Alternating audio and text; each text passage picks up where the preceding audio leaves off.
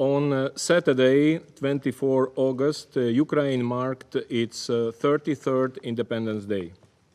The day also marked a somber milestone of 2.5 years of Russia's full-scale invasion of Ukraine, launched in blatant violation of the UN Charter and international law.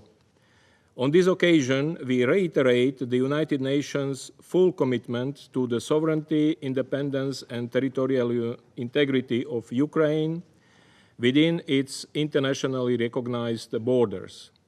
Over the past 30 months, millions of Ukrainians have witnessed unimaginable death, devastation, and destruction. America's Department of Political and Peacebuilding Affairs. Days earlier, on 24 August, amidst escalating fighting in eastern Ukraine, a missile struck a hotel in the town of Kramatorsk, Donetsk region of Ukraine. A Reuters staff member was killed and 4 journalists injured. Similar attacks on hotels, restaurants, markets, and shopping areas in frontline communities have been reported.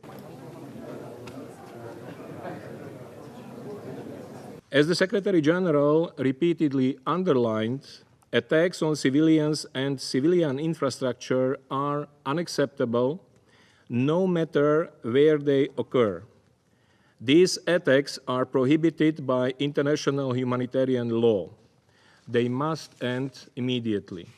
Rule 39 of the Council's Provisional Rules of Procedure, I invite We continue to call for maximum restraint and vigilance to avoid a nuclear incident, the consequences of which could be catastrophic to the region and the world. Mr. President, after a decade of conflict in the east of Ukraine and occupation of the Autonomous Republic of Crimea and the city of Sevastopol, and following 2.5 years of full-scale war, the suffering of the people in Ukraine continues unabated. Women in Ukraine are facing particular risks.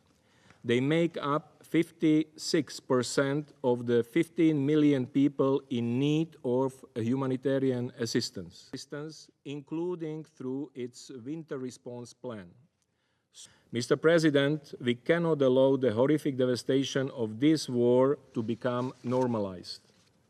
Now, more than ever, it is critical for us to speak with one voice to ensure protection of civilians and to step up our urgent efforts towards peace.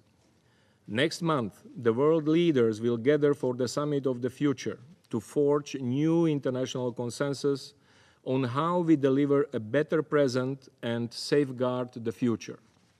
We hope that this summit will help enhance global collaboration at a time when it is most urgently needed. And we hope that these efforts will also bring us closer to laying the foundations for a just, lasting and comprehensive peace in Ukraine in line with the UN Charter, international law and the resolutions of the General Assembly. The United Nations remains ready to support any meaningful efforts to this end.